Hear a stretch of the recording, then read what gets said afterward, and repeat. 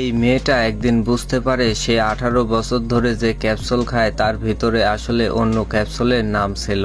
রাতে যখন তার মা ক্যাপসুল খাওয়ানোর জন্য আসে, মেয়েটি খাওয়ার অভিনয় করে আর তার মা যাওয়ার পরে ক্যাপসুলটি মুখ থেকে বের করে দেখতে থাকে। এবার মেয়েটি তার কম্পিউটার চালু করে ক্যাপসুলের নাম সার্চ দেয়, কিন্তু তাদের বাড়িতে নেট ছিল না আর এসব কিছু তার মা লুকিয়ে দেখতেছিল।